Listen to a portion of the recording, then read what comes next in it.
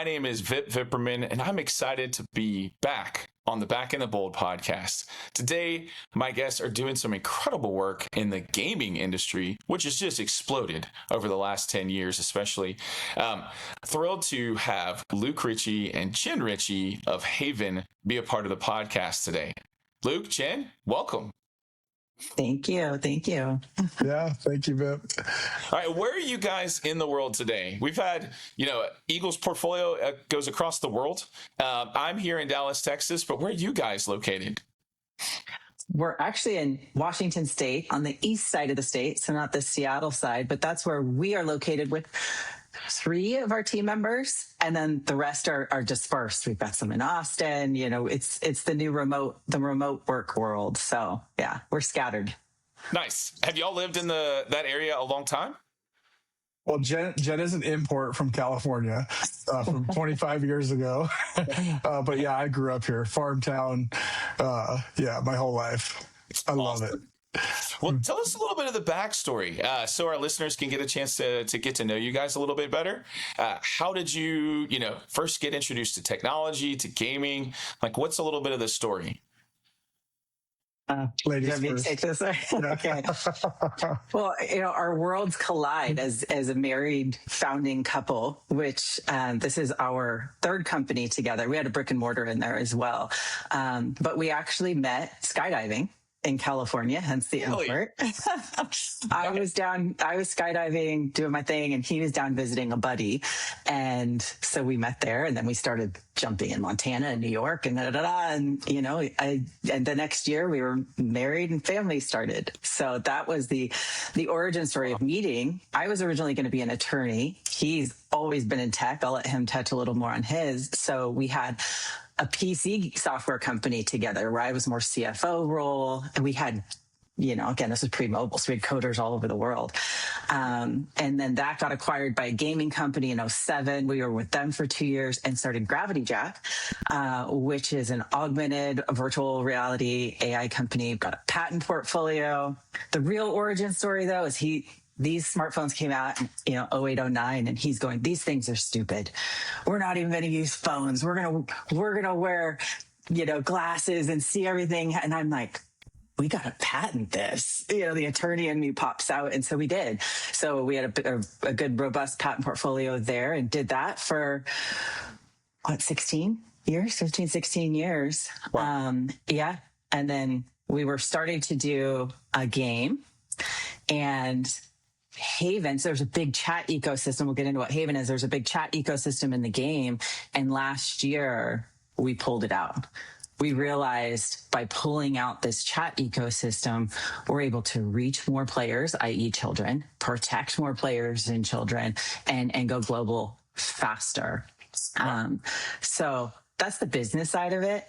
But in 2019, God came and got us in a very, very, very powerful way. We always ripped us out of the mud, placed us on solid ground, and our whole world changed. So Wow. It was what do you want us to do with our business? It's a secular tech company. And then he started to do what he does best and started pulling the pieces together and speaking, and it evolved to what the beauty that Haiven is. Very, very cool. Oh, that's awesome. Thank you for sharing. Yeah. Go ahead, Luke. I'd probably just add to that. There was a meeting we had. I don't even remember what year it was. We were in the process of designing War Tribe and the communication systems. And we had it was Rescue America, Allison. And we were there, and she was describing the human slavery, the trafficking, just in America. And I built what's called a Nash Equilibrium using game theory. So I did all the roles, and I was like, what does this look like if we were to try to attack this problem? And it just kind of was sitting there in the background processing. But I found out during that research that 63% of human trafficking victims in the Generation A and Z category come from game chat. And so then there was this realization that if we do chat in our game, we have to really protect against this, and potentially not even just protect against it, in the model that we built with the Nash Equilibrium, Nash Equilibrium basically means in applied game theory that nobody loses in the ecosystem. So you create these roles, and then you create things, behaviors that you want from those roles, and then how do you compel them to do those behaviors? Now, in our system, I will say there are losers because we don't want traffickers to win, but that's a win for the rest of the ecosystem. Right. And so that was in our model. We're like, what if we actually had a counterattack capability where we didn't just do territory denial, but we actually started taking players off the board, because then we're not just protecting kids in our ecosystem, we're protecting kids everywhere, because these are repeat offenders. So. And then just in terms of background, I started coding in assembler when I was 14. I've always just been a giant nerd. And I'm just amazed that Jennifer married me. What was the first computer you coded on? Oh, it was... What language were we using at this point? It was a Z... I think it was a Z80. Pretty sure. It was a little 8-bit screen. And the first thing was a basic... as a basic interpreter, but they also had a manual to code in assembler. So I was like, I can learn this. And I lived literally out in the middle of the woods, so I had a lot of time. So I would check out books from the library once a week, read all those books. I was just a nerd. And I was like 45 minutes from the closest friend. And that was on my motorcycle. So, and on a horse, it was like, an hour and a half. Is this the part of the country that you're living in that life is like that? Because I'm like, okay, interesting. Oh, yeah. We can see Idaho from our back porch. Okay. And there's a spot you can go, and you could go for 100 miles and you never run into anything. Oh, wow. So you're living kind of in the middle of nowhere, like farming type community with a little bit, some of the woods and stuff like that. Not a whole lot like to do. So you spend a lot of time reading, and when you're not reading, like you're learning to code. I'm assuming on like dial-up internet? No, at the time, I mean, I didn't get on ARPANET until, that was years later. It would probably existed, but I don't think it was public. I started going at Gopher and FTP when I was about, actually, it would have been about 16. So a couple of years after that. Nice. But there was no dial-up out there. I think we had shared phones. Like you picked up the phone and your neighbors used the same line. That's how, Gotcha. I've heard I was out in the woods. Yeah. So how do you go from that to meeting a gal skydiving in California? Well, I always had a love for speed and adrenaline. Yeah, you mentioned motorcycles. Yeah, we still both ride sport bikes. Okay. If you're a motorcycle person, we ride R1s. Jen rides her own. I remember when she passed me, and I was going 170, and she passes me, and I'm like, this is literally the girl for me. Like, I've got to marry this gal. I usually don't tell people how fast we go because sometimes it's frowned upon. Yeah. Hey, We got Key Man insurance. I got you. So you'll have a need for speed. You met, how did you get to skydiving though? From motorcycles to skydiving is quite a big jump. I think it's just, I saw somebody do it, and I knew, I actually won't share the whole story because it's a little sordid. Because I had a fake ID. So before I was 18, I went skydiving. Pre-Jesus. Pre-Jesus. I went skydiving, and I'm like, there's nothing like it. You do it once, and you're either the type of person that just shouldn't ever do it again, or you're the person that just wants to do it over and over. All the time. Yeah, thousands of times. Nice. And I'm assuming the same for you, Jen? So when I was a little girl, I grew up down in Southern California, a little bit outside of Edwards Air Force Base. And I would have been about 11, I guess, 10, 11. And my grandpa was doing a skydive because like military, but a big round. So it's awful. I would never want to jump that. But we all went out there to watch grandpa, and he's coming down, and it was just, I will do that one day. Okay. I will. I just knew. And then he crash landed. Not really, but around, you just are like a sack of potatoes. You just boom. And I went running across the field. And from that day on, I knew I'd jump. I tried to get my parents to sign a waiver when I was 16 to let me jump. They wouldn't do it. So I had to wait till I was 18. So Nice. got my license and that's it. Yeah. Went for it. So you guys meet each other, decide to get married, and you're like, now we're going to take another risk and build a company together. So tell me about that first company. Well, I was actually working 60-hour weeks. I had started a company called OpenEye, and that later got acquired by alarm.com. But I was kind of phasing out of that. I was less owner operator and more owner. But I was working doing services and coding, and Jen just looks at me one day and she's like, "Why are you doing all the work?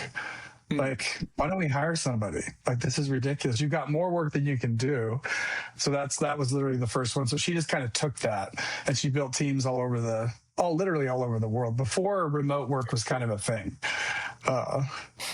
There's some funny stories about that.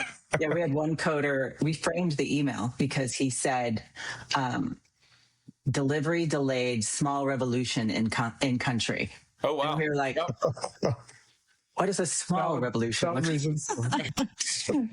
Well, amazing that still's happening today. We actually have an employee of Eagle that's based in Ukraine. And she does incredible work. Wow. We're fortunate she's on the side of the country that's not being consistently attacked. Good coders. It's kind of amazing. Yeah, that people are working hard in their country, even with the conditions that are there.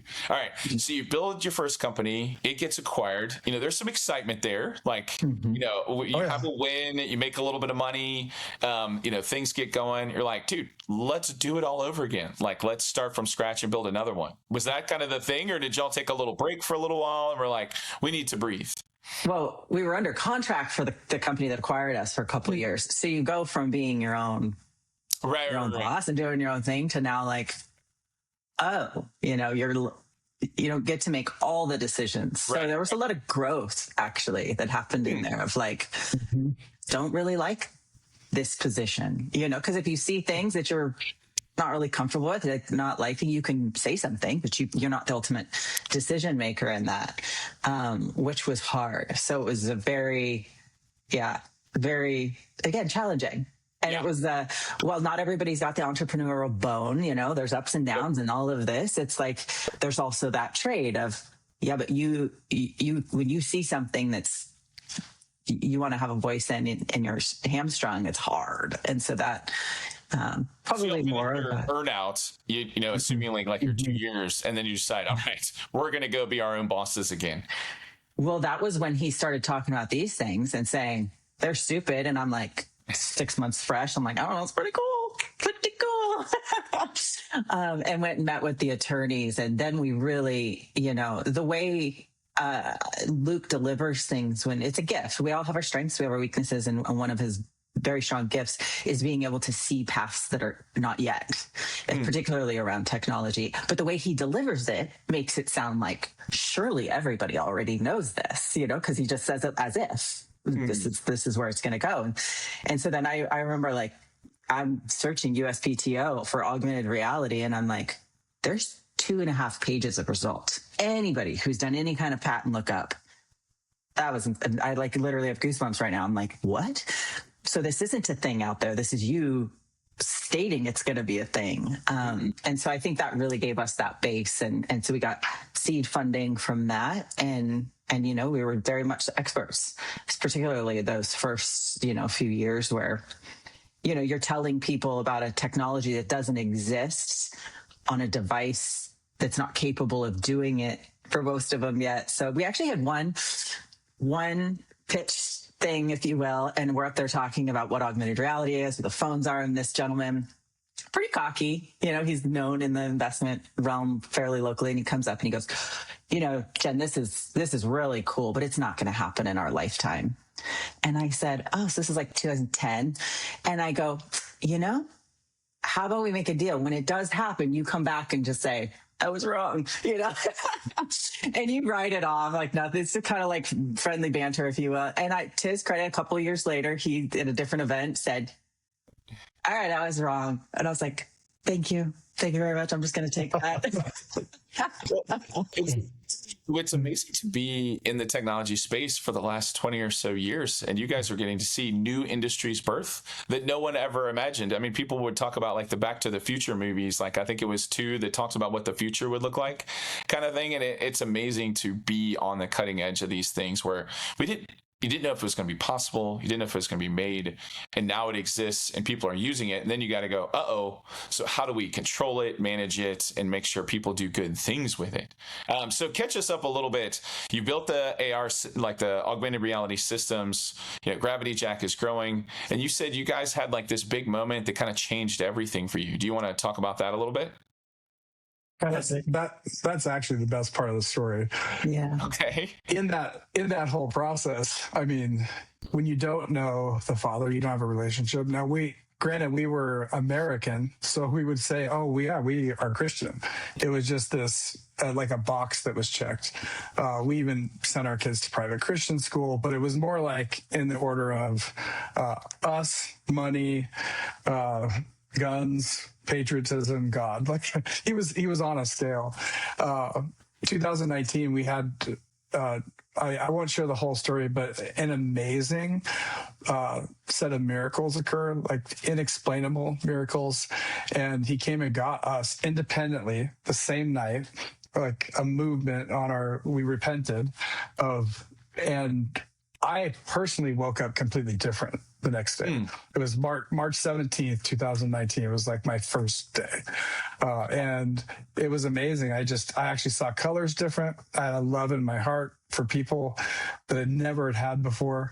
People I didn't know. Like you didn't even have to be family. I'm like, what is this? Like, and then we just started praying, Lord, what do you want us to do with our lives? And I thought I had wasted it. At first I thought, I wasted my life. If you love Jesus this much, you have to be a pastor. I didn't know anything about theologies, or like I was studying that. And I became a suicide counselor, so I'm working the tech stuff, that I'm doing suicide counseling at night. And it was I think it was 6 or 9 months in, about 9 months in. And I would get wrecked after I would do this because I was just like, I can't, the stories you hear. And sometimes I'd be on, with somebody for like 2 hours, just keeping them alive before the police got there. And I couldn't get out of bed, sometimes for 1 or 2 days. Just my soul was just crushed. And I remember praying one day, I'm like, Lord, I'm not made for this. I don't know why you have me doing this. And it was just so clear in my spirit. He's like, I never asked you to do this. And in fact, I've been in your life before you knew me. I was pursuing you, and all those decisions and patents that you thought you dreamt up, they're for me. Everything is like, I've been in it the whole time. And that was when you really realized the sovereignty of God. And then the question was, okay, God, if you've been there the whole time, how do we use everything for, what we're supposed to be doing? And that's, it started with the game, but there was even a purpose. We started raising for a game called War Tribe, and not a severe lack of interest in the faith communities for games, just period, because the space is very dark, and understandably they don't understand that it's also this huge opportunity. Traveled the world, spoke at Lausanne, 4 times. Did I think 60 plus podcasts talking about gaming, impact, sometimes faith, but just how there needs to be good people in gaming. And the whole industry is tweaked to not allow people doing good things. Like if you have a lifetime value of a player now that exceeds 6 months, you won't get funding for a game, because it's a churn and burn dopamine addiction cycle that they're trying to get you to create in your game. How much money can you pull out of that user before they hate you? That's really the question that you're designing inside a game. Because it's a shame cycle. You're like, I spent this much money. I shouldn't have spent that much money, but I was compelled to do it because like the mechanics drive you towards that. Yeah. I wanted that new skin for my character. I wanted to up my powers or something like that. Yeah, but I used debt and that I didn't have, and I did 10 of them this week instead of,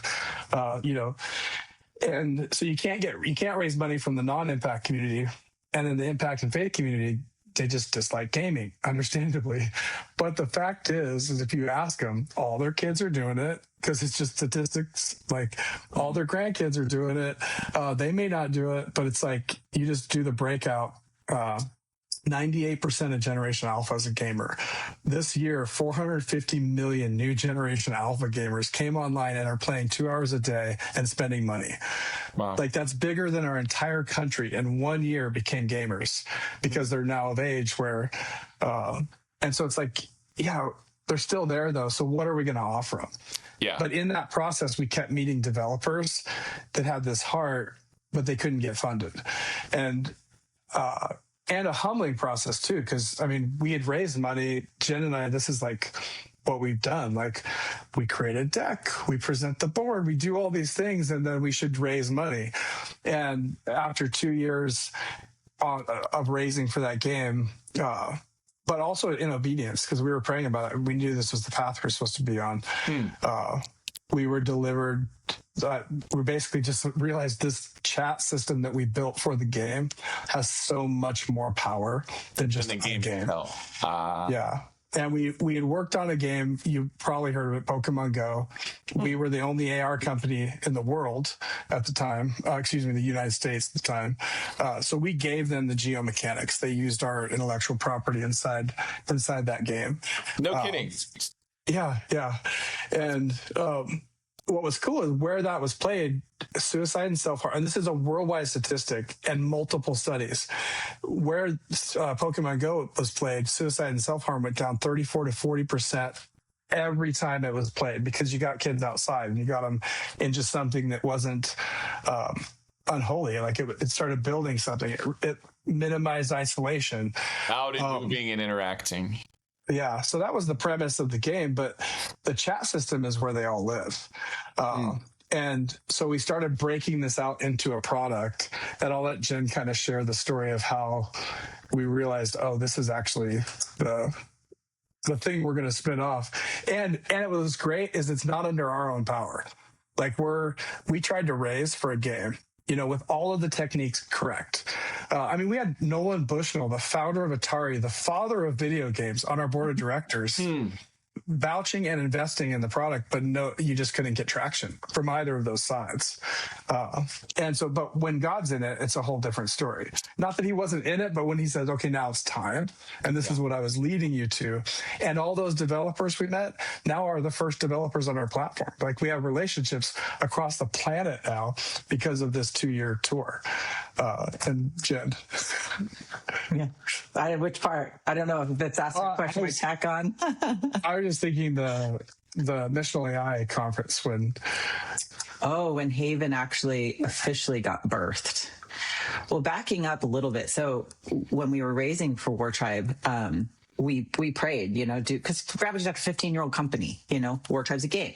It's a logical thing. Spin the game out, have it be its own entity. That's like 101. You're like, yeah. And we prayed about it, and the Lord said no, and we're like, what? And it was like all in. You're all in. It's all in for Gravity because you've got the patent, the potential revenue for the licensing, all that stuff. So let them participate in that as well. And so we prayed about it multiple times throughout that journey, and the answer was consistently no. And to the point where we actually had an offer on the table. If you spin off War Tribe, we will put funding in. As 500, 750, something like that. And so we're like, well, okay. I'm secular too, because it's secular tech. We pray about it, and the Lord's like, no. We're like, how do we deliver that message? And so we did. So we prayed about it, and the Lord doesn't want us to spin it out. So last year, March, we were meeting with Jesus.net. Like the Lord made this connection. Even Jan, who's the founder, is like, that was a God appointed meeting. It was so bizarre how we met up. So we meet up with him, and we had already pulled Haiven out, not out fully of War Tribe, but created a deck around what the power in the chat platform could be, and codename Haiven at the time. Nobody'd seen the deck. I think it was just Luke and I that'd seen the deck at the time. But I was with Jan, had also been putting a presentation together for Jesus.net does discipleship in a really cool way. It's like meeting people where they're at, not in your face, contrary to their business name. Jesus.net's very Right. Jesus.net. But their methods actually are very subtle, just love on people where they are.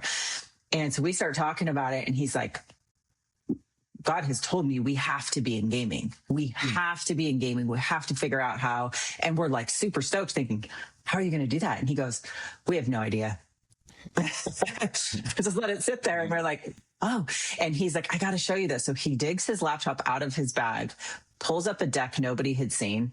We've got our Haiven, it wasn't even polished at all. It was like black and white decks. And there's like word for word language of what we need. We need partners who can speak life into the players and in the community. And he's like, we need to go into game. I can't remember the exact language. You think I'd know it by now, but they were like almost word for word. And all three of us just went, what? And so after that event, we actually went home, spent a lot of time in prayer, and had a mentor say, you guys have got to pull Haiven out. The lives this can touch. And we're like, we'll pray about it. Like we've done for the last year. Not rude, but like a little like, we'll give it a go. We've been trying. And we prayed about it, and it was a yes. And we prayed about it again because we're like, did you get what I get? Are we what? And that was really the moment the Haiven switch flipped to go. Yeah. Well, so as you're about to make that jump, I want to highlight one thing here. It seems like, especially with the new generations, like when I played video games, there was no chat. You sat with your friend and you chatted with them while you played the game. But now, like when my son plays, if he says like, hey, I spent, 5 hours with my friends on Saturday, what he means is I sat in my room playing video games with my phone on, or my, certain video game I played with, and we chatted and played together the whole time. He was not in a physical location with his friends for any of those moments, but he felt like that was an entire communal activity, as if I sat down at like a Starbucks and had a conversation with you. It was that type of a same feeling. Literal. And I think that has changed in the gaming industry, obviously, in the last, 5 or so years, probably maybe a little bit more than that. But it's making things like Haiven more important than ever because, chatting within the game is now the biggest part of the game. Well, we're community. We're as humans, we long for relationship. We're built for relationship this way and out this way. I mean, that's man's not meant to be alone, So the kids do long for that, and I think there's sometimes a safety they think that they can hide behind while they game. If it's maybe not friends in their city that they like, your buddy, your son might be like people in his town, whereas others will go outside of their town, if they don't have friends that are local. Right. I will say though, go ahead, Jen. Well, there's just one piece that I might cry. That's another thing that's new post Jesus. I cry now. So I almost started crying when he was telling the testimony. It happens. No regrets. But one of our guys was gaming in his chat. I mean, he was literally just having fun. And so these kids, to your point, like your son, these are their friends. This is their community. This is where they go to hang out, to visit, to talk. And then occasionally they'll go to their community if they're having a hard time. So one of our guys is gaming, and this kid pops in and he said something to the effect of, and this isn't just a broad open game. It's like he had his squad or his guild or whatever it was in that particular game. Yeah. And he said, hey, my parents are going through a divorce and I'm really struggling. And his friends, his people started just awful things. Nobody wants to hear that. Don't be a bad word. Right. Get that out of here. I mean, just bop, ripped into him. Oh yeah, kill yourself. And the kid left. And then our guy who worked for us at the time, he's like, he couldn't remember his handle because he's trying to find him. They'll be like, dude, it's okay. And so that's also a reality of where, yes, these kids go to hang out with their friends for 5 hours on Saturday, but that's also what they're in some cases illusion of community where no, they're actually not your champions. Right. Yeah, and some of them feel like it's a safe place. And from what I'm hearing from some of the conversations with you guys and some of our friends, it's not necessarily a safe place. It's perceived to be. So talk to us now about what did you guys see start to happening in chat that Haiven is a solution for? Well, back to the Nash Equilibrium model, you have all these roles. So you have the developer role, which we knew really well because we're developers. You have the gamer themselves. That's like a persona. You have the parent. You have the human, predators. And then you have influencers. And what we did is we actually designed a model, and then we realized as we did. Pause there for a sec. For some people who don't know, so before it was just parents, gamers, developers. You mentioned two other categories: predators and influencers. How are they play? Like, talk to just for a minute. How are predators and influencers in games? Well, you think people? I mean, this will be strange to some people watching, but people like to watch other people play games, and that's all they'll do is just observe, like a sport. Almost like watching Michael Jordan play basketball or something. Exactly. Like that. I want to see a really awesome gamer solve this problem. Okay. Yeah. So you have people on Twitch, and they literally have followings of millions of people because they just like to watch that person play, or it's how they joke while they're playing a certain game. And there's a lot. I mean, it's huge. It's gigantic. I actually don't know the influencer piece. Yeah. Okay. And then the predator piece. And then the predator piece, 63% of Generation Alpha and Generation Z predator. Grooming, sextortion, trafficking victims come from digital chat. So how does that work? Like, it's a supply chain. It's a supply chain, and they actually have. So take for example Roblox. They have at any given point during the day an estimated 1 million predators playing actively with the sole purpose of compromising a child. 1 million people across the planet sitting in trailer parks and places, foreign places, and they've got a script. And it's basically, one, how do I get this kid offline? If it's a sextortion, it's varying degrees of compromise that actually start with something usually fun. Like if you read the scripts, I mean, they're demonic and evil and dark, but it's a very well thought out process of if I give them $5, just for no reason. And they say, hey, I'll give you another $5 if you give me a picture you're picking your nose. And then it's and it progresses. But meanwhile, they've got a background and they know your friends list. And then the threats come. That's sextortion. There's a group 764 that openly professes worship of Satan. A few thousand were arrested last year, but it grew by 30,000 members. And this group, their sole purpose is just to compromise, and it's not even about money. It's just about, can you get the child to kill themselves? Can you get the child to kill someone else? Can you get the child to kill a pet? And meanwhile, they become influencers within this group, and people watch them compromise this child. So there's a whole entertainment industry forming around the grooming and the predation of these children. So when impact and faith people have a problem with gaming, I get it. Like, it is actually a super, super dark place, but you can't be a light in the light. We have to go into the dark spaces. And the reality is we use the Roman roads to spread Christianity. And, Christendom is the reason we have freedom across the world in various places. And we can use these digital roads. It's the largest opportunity being missed right now by everyone to solve the mental health crisis, to solve, like, all those roles I talked about. When you have behaviors I want them to go outside. Like what we did in Pokemon Go was because it's a mechanic. You can drive any kind of behavior you want inside a mechanic. We don't want it to be toxic. So in our system, we don't call it toxic, but we're like, do you have good vibes? And so I want to play with people with good vibes. And if your vibe meter is low, then get your vibe meter up. Like, don't be a jerk. And so there's these, and did you help somebody? Man, your vibe meter goes off the chart. So it's like this, you create a culture with the mechanics that drive behaviors that you want. They actually get rewarded for making good choices. We actually had an alt team meeting going through mechanics. Everybody flew in, and it was just like a 2-day brain session. And we were talking about this, and one of the guy goes, well, some people are just going to fake it. They're going to fake being nice to increase their vibe meter. And we're like, is there a problem with that? Yeah. I'm okay with that. Yeah. That's a win. That's a win. Like, just and there's the gaming environment holistically is just longing for a culture shift. They really are. People are getting sick of jerks on there. They're getting sick of like little 12-year-old keyboard warriors that are awful.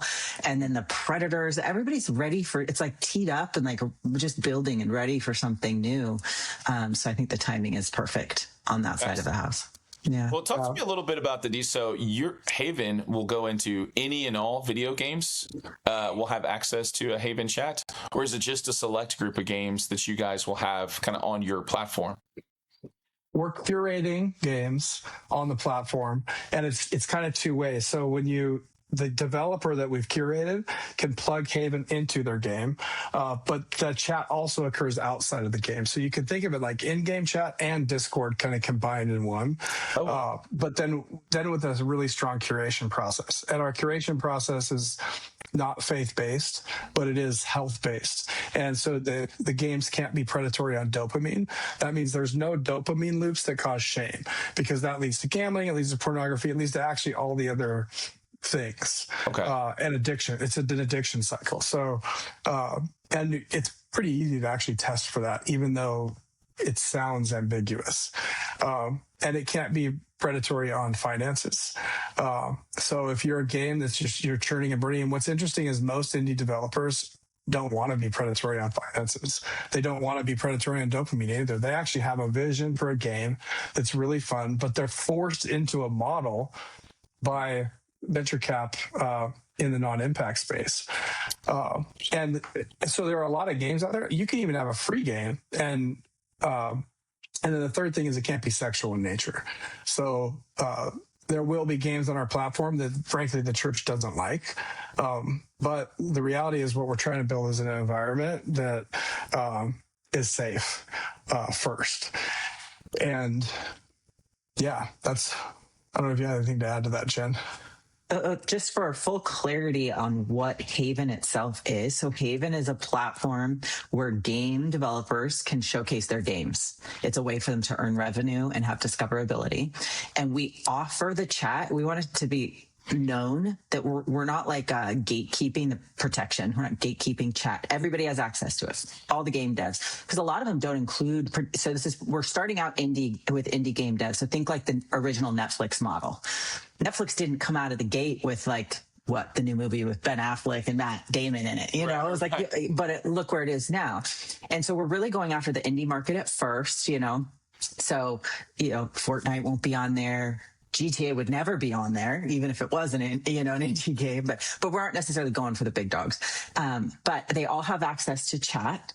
And the way that the revenue model of Haiven, kind of to the Nash Equilibrium, is the player pays a subscription, but what they get out of it is in-game loot to all the games on the platform that are offering it. So you pay $15 a month, but I'm going to get, in the games I already play, I'm going to get, this month, I'm going to get a skin here. I'm going to get wheels here. I'm going to get 2 coins here, whatever that is. So to the player, it's like, that's a no-brainer.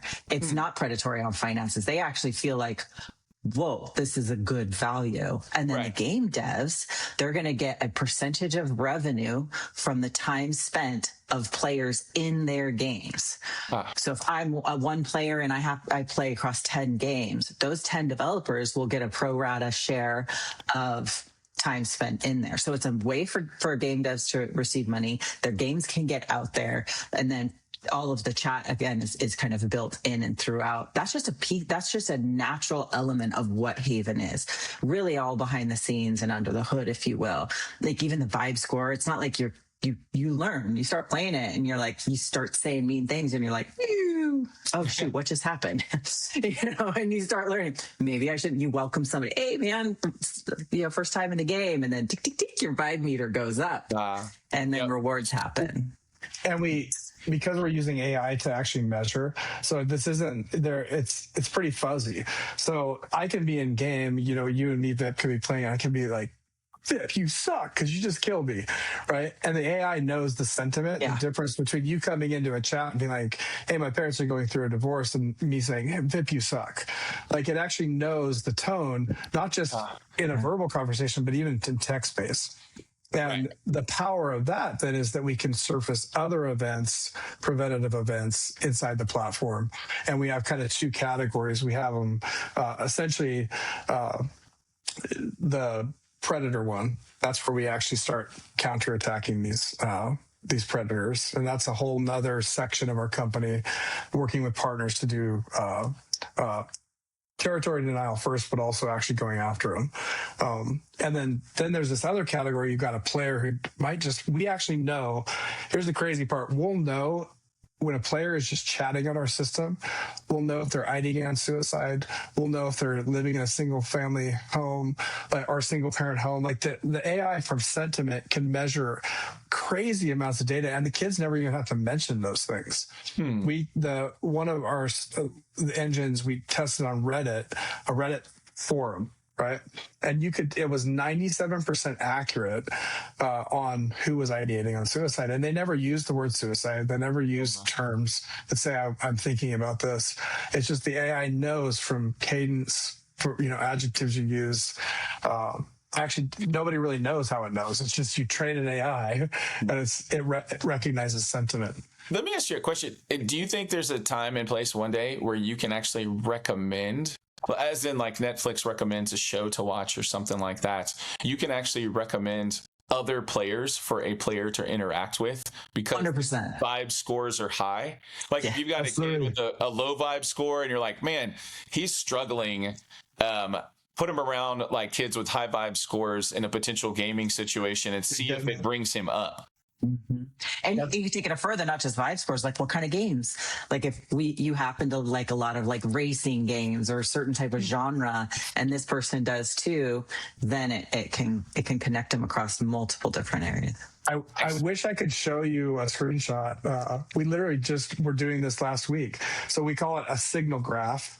And so you got this kid maybe ideating on suicide. And so exactly that we put him around really strong people. So when he goes into discovery, I want to find people to play with. We're intentionally putting that person with somebody who's going to lift him up. We're literally that's the entire point of the back end sentiment engine is like, how do we improve the health of our players? And if they need to, we can actually connect them with a real life human. So to talk about like that kid, we never want that to happen again where a kid, what do I do about this? So when there's an active call for help, we can actually connect them with real humans. Oh, wow. Okay. And that's our partnership. Yeah. With Jesus.net.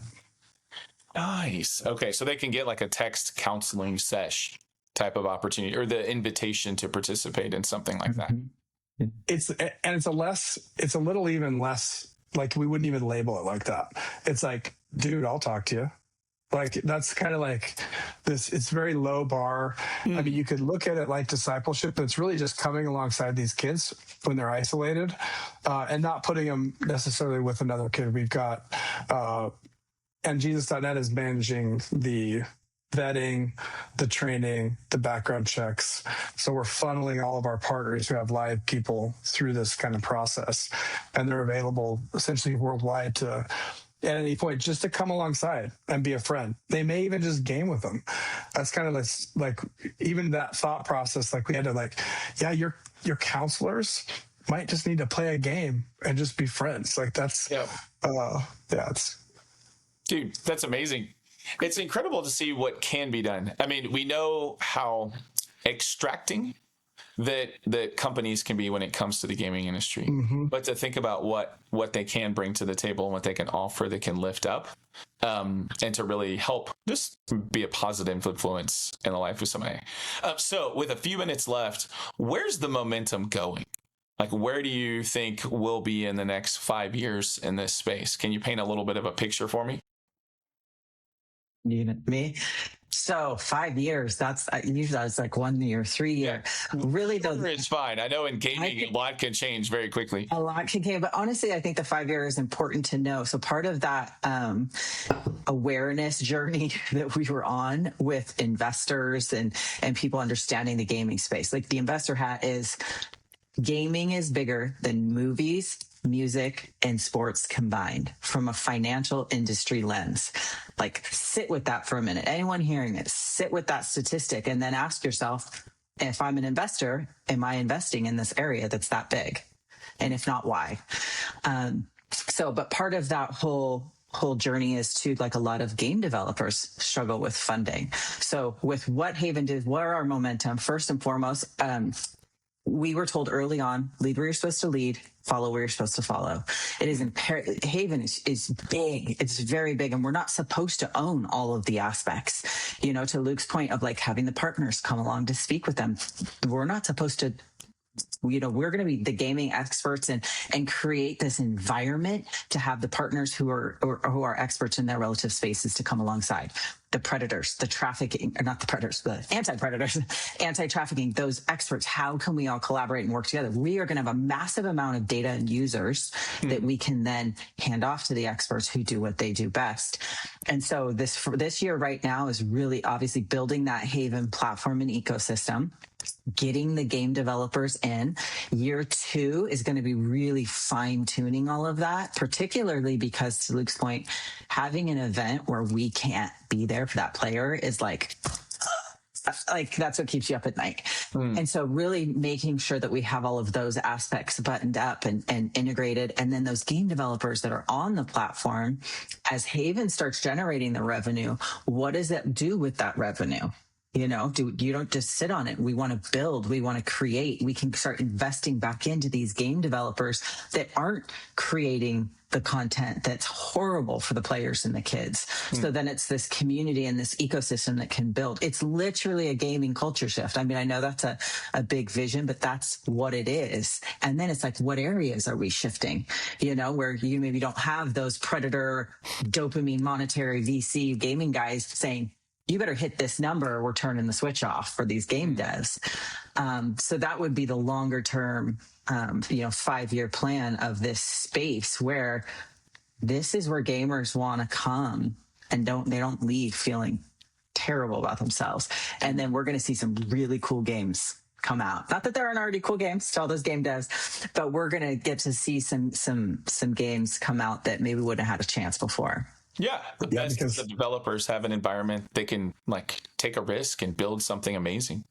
Exactly. Go ahead. When you untether the developer from the requirements that are, like, don't do good for players, you actually can do some really amazing things. And it's back to that feeling when you were sitting around with friends, but you were actually in real community. I'll say in a shorter time frame, like right now, there's 3.88 billion players across the planet, and that means they game daily. So you're talking half the world. Yeah, that's why it's so big. And it's not actually too much for us to believe we can do a culture shift. 210 million of those we can put on our platform right now today if we were to launch. Now, we won't do that like at first, but we have sideloading agreements. The developer, we underestimated massively the response to everything from each of those roles, because we just basically said, let's solve 2 problems for developers, let's solve 2 problems for parents, 2 problems for kids, right? It's like, and then create a whole mechanic system that compels all those and makes it also feel really good when you exit it. So there's no anxiety when you leave. Yeah. And the response it's been so much more than we expected. So I think in a year, you're going to see us actually really genuinely be able to affect change. And in 2 years, it will become the new cool. Dude, don't be a jerk. Like, we can actually change that thought process inside kids. And frankly, Generation Alpha is so hungry for truth. Man, if you give them just a little bit, they latch onto it because they're surrounded by dark. And so it's just like a lifeline of, like, just imagine being in this dark world and you see, like, just one fishing pole, like fly fishing, and it's just light. It's like and you grab onto it. It's like, oh, because that's truth. And it's going to be really exciting. And so more than we thought or imagined is literally occurring. And that's awesome. So I know we're going to be able to change the gaming culture. Very, very cool. Well, hey, for those who are out there listening and want to learn more, what's the next step for them? What's the call to action today? Yeah. So we send out kind of update newsletters. You can go to Haiven, HAIVEN.chat. You can sign up there for the newsletter, reach out to us. We are still, raising the funds. So we've got partway through, obviously, with Eagle and some others, but that's definitely still on the table. So if anyone's interested in that piece, also reach out to us, let us know. Awesome.